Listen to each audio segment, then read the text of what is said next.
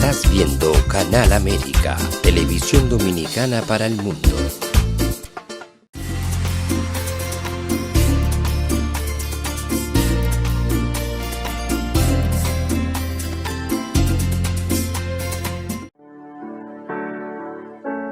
Sometimes life can be so damn hard. You don't know where to go. Everything keeps falling apart. Yeah. You try to do your best, but only God knows that you've given everything you've got, but the world takes you down. You just keep moving on. Let your fears. Welcome to A Time for Truth show. I'm your host, Dr. Bernard Fialkoff, and it's a pleasure to have you back with us again tonight. Many of you have been asking, how do I get the previous segments and programs? It's very simple. You go on YouTube, select the Time for Truth show, and click on the subscribe button, and we'll be very happy to have you as part of our viewing audience. And tonight, we have something very important because our world has been beset by so many changes in the last few years. Some of them seem very illogical and confusing. And tonight, we're going to be talking about water. And Buddha, if you put the pictures up on the screen, we'll talk about a severe and expanding water crisis on our planet Earth, with larger and larger areas turning into deserts from the mismanagement of both our water and soil resources.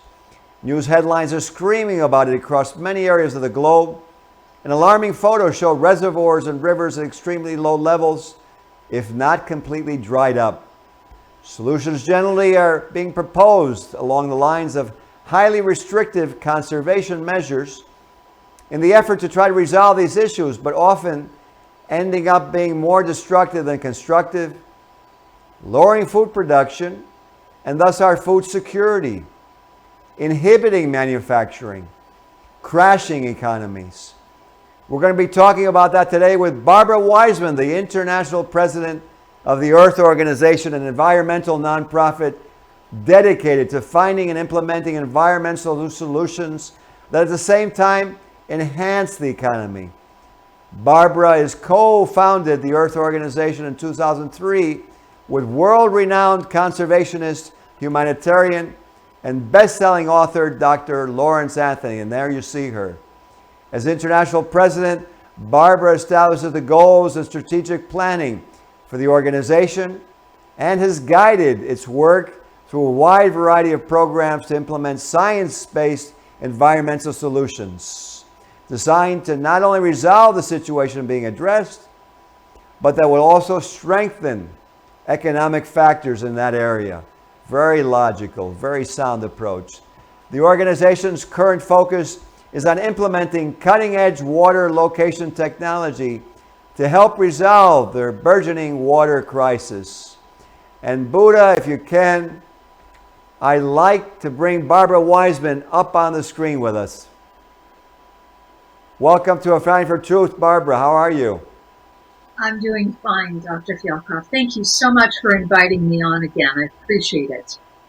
You know what? We had such a great show and such a great response the last time.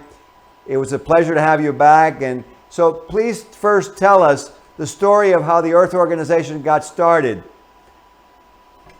Well, it's an interesting story. I'll keep it brief. But Lawrence Anthony was a world-renowned conservationist, and he was best known for three things, actually. One was he was the man who went into Baghdad in 2003 at the beginning of the Iraqi war and rescued the Baghdad Zoo. He was there for 5.5 months in the middle of that war zone, rebuilding and protecting the animals in that zoo. And it's an extraordinary story.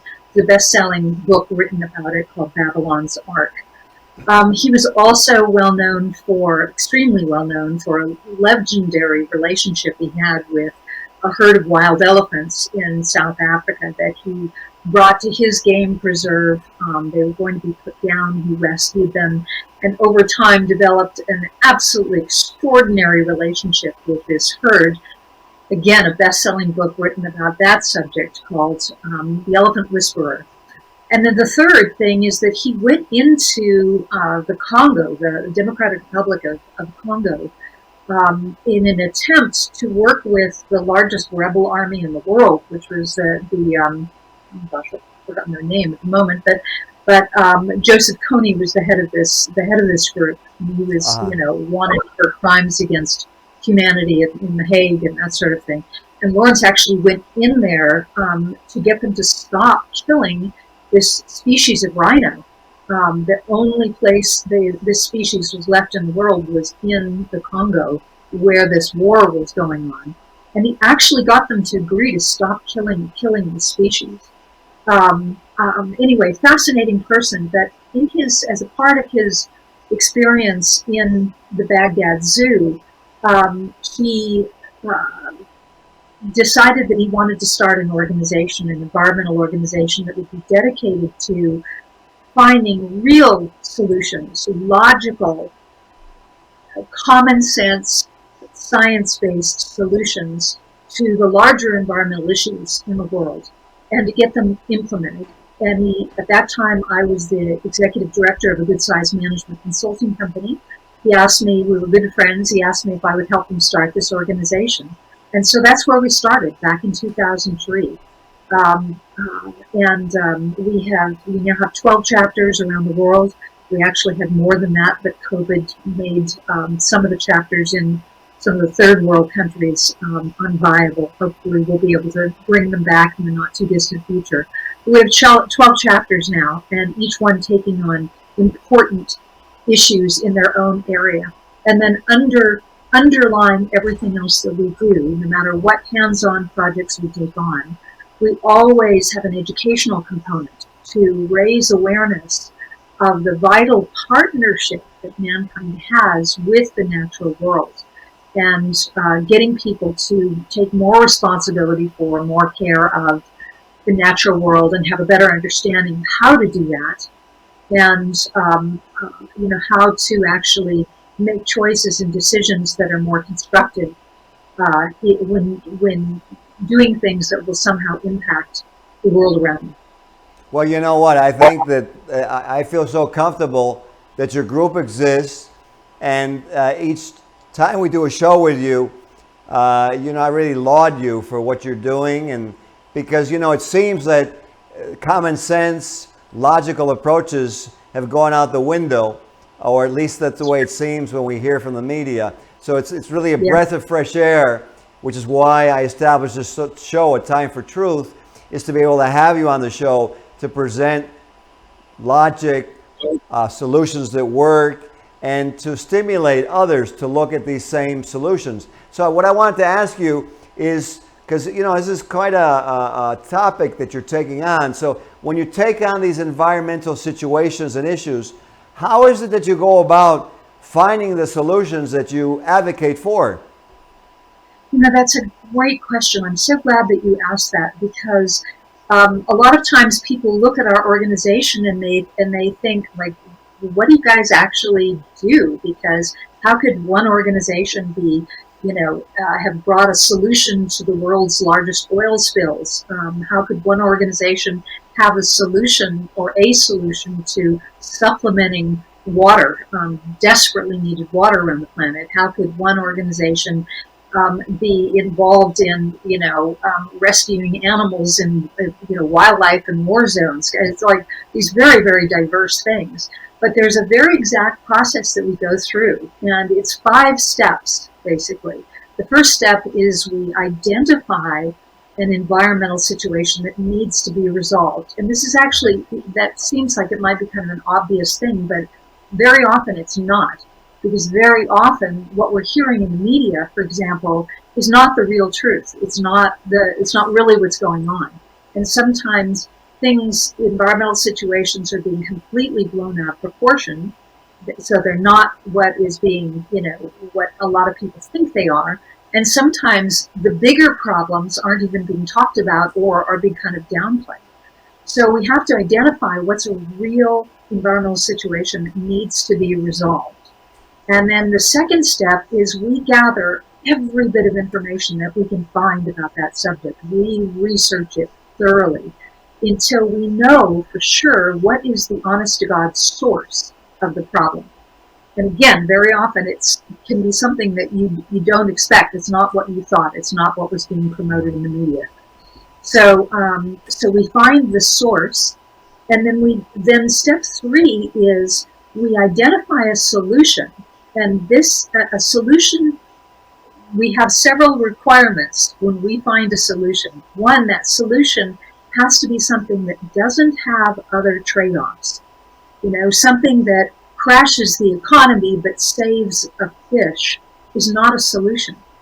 That's not a real solution. So our solutions have to be something that benefit, or at least not harm, every stakeholder, every part of that equation. Not just the natural world, not just the spotted owl, right? But jobs, commerce, industry, business in the area, people, as well as nature, as well as wildlife, as well as the physical universe. So finding solutions like that can sometimes, depending on the size of the problem, that can take, sometimes quite a long time to find it and then vet it to make sure that it's really a solution, that it's not just sounds like a good idea, but is going to end up, once you implement it, being the next bigger problem you have to solve, right? So that's quite an important step. And then step 4 is we then either implement it, or very often we put it into a condition where it can be implemented and get it into the hands of another group or other groups that will competently and efficiently implement that solution. Then step 5 is repeat steps 1 to 4, right? Go find another environmental situation that needs to be handled. Find the source, find the solution, get it implemented. Find another, so for the past 18 years since we've been, in operation, that's what we've done. And it's been a fascinating process. But that's how it is that we can, be very unique in this environmental world of, being able to address many different situations. Very nice. So a very structured approach, and Yes. after being a surgeon 40 years now, people say to me, well, how do you do what you do, and how is it you do it so quickly? And I say, well, like you, I've broken it down. I do some very simple steps, but I do them very precisely like you do, and they just work, and they create a great result. And I'm glad that you're doing this. And I wanted to ask you, is so taking those steps that you just spoke about and applying it to this situation that we're having, where we're having these water shortages and trying to find potential solutions, what are some of the types of water stress situations that are out there that you've seen? Well, it is really becoming a enormous problem around the world. We as an organization are very much not into being alarmists and spreading fear and that sort of thing, because from our experience, solutions can always be found and they can be implemented if you approach something logically. But that said, water is becoming a very, very serious problem around the world. I'm sure most of your listeners and your viewers have seen newspaper headlines of reservoirs going dry. California is having terrible problems with this now. Lake Mead is down to some unbelievably low condition. The Hoover Dam is being impacted by this, which supplies electricity to millions of people. And it's getting to the point where it is not going to be able to function fairly soon. So that will have a huge impact. For example, down in South Africa, Cape Town, which is one of the largest cities in South Africa, a couple of years ago, they were running out of water, and I mean literally running out of water. They had a date set for the city that was 6 weeks away that they were going to run out of water, period, for this entire city. And Wow. they spent millions of dollars drilling dry boreholes, something like 3,000 wells, boreholes they tried to drill, and something like 70% of them were dry. And, the millions of dollars in this, relatively third world country, they certainly did not have the money to just waste on that. And so that was a real disaster. They ended up getting some very heavy rains, which would kind of turn it around again for a while, but they've still got a very serious situation. They must figure out how to handle that problem. One more example, the city of Monterey, Mexico. Right now, Monterey is the second largest city in Mexico. It is the commerce and industry business hub of Mexico.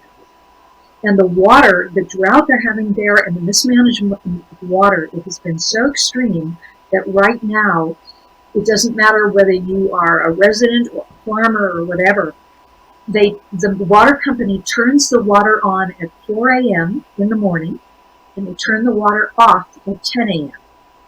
And the rest of the day, there is no water. And they literally have people walking the streets now, searching for water. They're starting to have riots. I mean, it is a very serious situation. Mm-hmm. The good news is that there is a solution to this, right? And we have very thoroughly researched this for the past 8 years. And there is a solution to this situation. So, again, interesting. So there is something that can be done. Absolutely, but the solution has to get implemented. You know what Right. I mean? It's great to go, oh, good, there's a solution. I don't need to worry about it. No, there are all sorts of government regulations and pure insanity that are counter to implementing this. Some of these things that could help. This particular solution, we're definitely having to overcome barriers along that line. There are vested interests who want water to cost a fortune, right? They make lots and lots of money off of water, people being in desperation, countries being in desperation for water resources. So there is definitely some very serious counterintention to solving these issues, even though those solutions exist. Well, let me interject something as you're speaking, because I don't know if I become jaded over time, but I see it in my own field at times where there's certain treatment methodologies that come out, and so all of a sudden they're utilized broad scale because there's a monetary return. So Right. My question, as you're bringing this to light, is how did we get to this water shortage? Because I've heard that we don't have global warming, that we don't have the greenhouse effect. And I go, well, if we don't have global warming, and that's true, then how are we losing the water? What is happening? So I'm going to just let you answer that point, because I know you're the expert on this. Well, I'm not a total expert, that's for sure, but I do know quite a bit. We've researched quite a bit. There's no question that climate change is happening. What is the cause of climate change is what is hotly contested in the scientific community. The media has a viewpoint on this, and they push that it's all settled and everything. It's not. It's not in any way settled. There's a lot of, opposing views from very credible scientists as to what is causing this. But that said, there are a variety of different influencing factors that have created these water shortages. Certainly, cyclical drought periods happen on this planet. They happen. And so that has obviously a very big impact.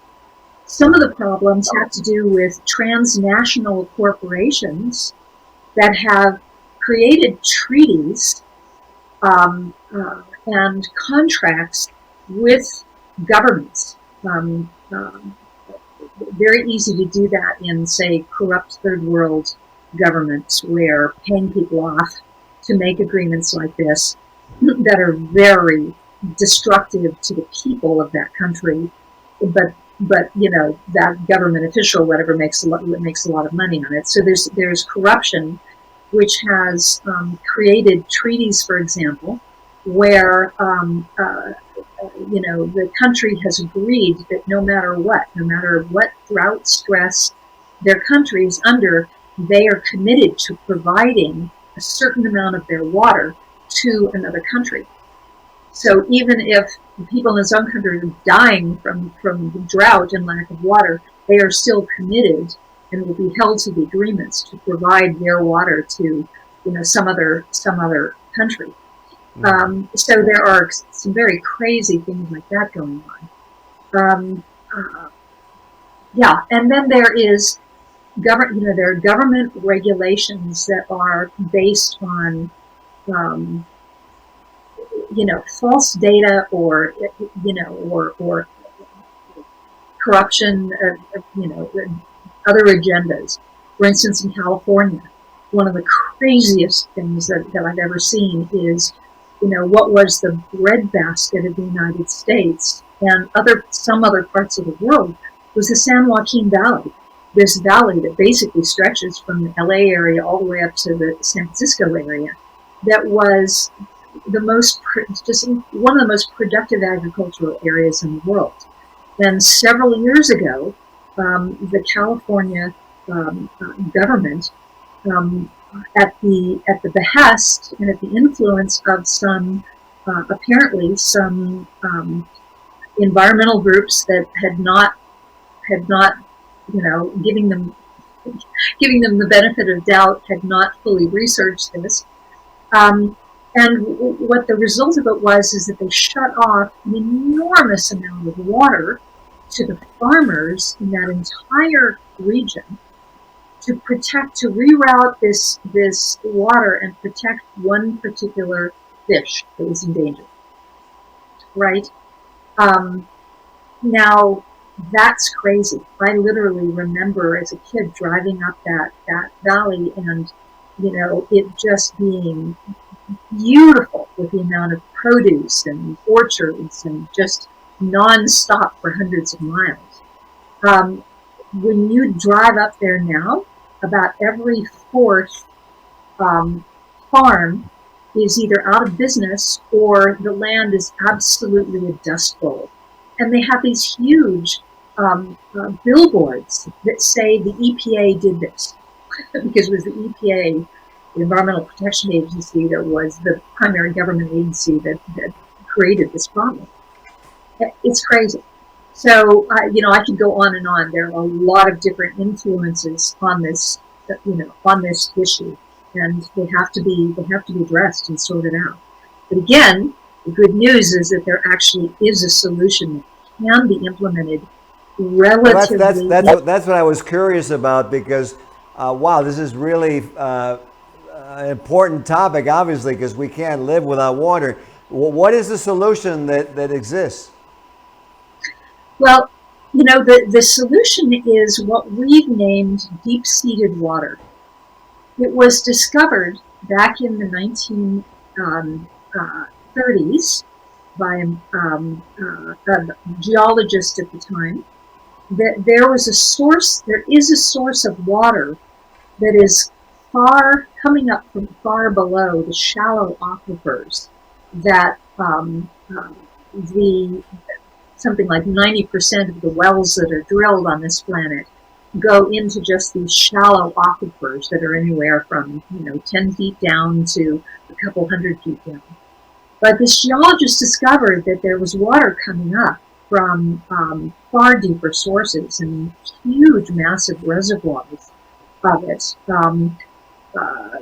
that could be accessed not by drilling down, thousands and thousands and thousands of feet where these things are, but actually by identifying fractured rock pathways coming up, cracks in the Earth's crust, coming up near the surface or to the surface, where water from these reservoirs gets pushed up. And so fast forward to today, and the Earth Organization has now a proprietary technology that gives us an almost 100% success rate at locating those fractured rock pathways. So we can access, for instance, just a couple of months ago, we drilled a well for a woman in Texas, a landowner in Texas, reasonably small property, and we found a source, we found an access point to one of these reservoirs on her property that provided, it has that well has the potential of providing between 800 and 1,000 gallons per minute of water. Wow. Right? Now, an average home, 50 gallons per minute, like, for a 4-family household, with a swimming pool and a garden, right? 50 gallons per minute is plenty. So it gives you an idea of this. Interestingly, in Libya, Gaddafi, who was taken out by the U.S. as being a really bad person. Interestingly, he actually had his engineers drill down and they must have hit this kind of what we call deep-seated water reservoirs, because they created the largest engineering project in the world, largest mankind engineering project in the world. And they created these pipes that were about, I think, 12 feet in diameter, transporting water throughout the country and recreating agricultural areas in the desert of Libya. Wow. They had the potential of becoming the breadbasket of Africa. Wow. Right? It's amazing when you bring up a story like that, and unfortunately we got to the end of the show, but it's so interesting that the time just flew on us. But it's interesting because sometimes you wonder why things are occurring, especially when there's such positive things that were being produced. And I think that's a topic for a different show. But I'm glad that there is a solution. And for those of you out there watching, and for those leaders or people who are involved in this, the deep-seated water. And for those of you watching, I would urge you to look at the Earth organizations, help support them, help support Yes. Barbara Wiseman and the role that she's doing. Barbara, it's been a pleasure to have you. Unfortunately, we have to end off for today. Then before we go, let me give our website. It's important. Please, go ahead. It's www.theearthorganization.org. Don't forget the. www.theearthorganization.org. And there's quite a bit of data there about deep-seated water, as well as our other projects. And look forward to your viewers asking questions or finding out more about this. Thank you so much. Well, absolutely. You know what? It's always a pleasure to have you. I look forward to having you again next time. And it's never a boring topic, so the time always flies. But that's a good thing. So for those of you watching, have a great night, and we'll see you on the next episode of A Time for Truth show. Sometimes life can be so damn hard. You don't know where to go. Everything keeps falling apart. Yeah. You try to do your best, but only God knows that you've given everything you've got, but the world takes you down. You just keep moving on. at your feet.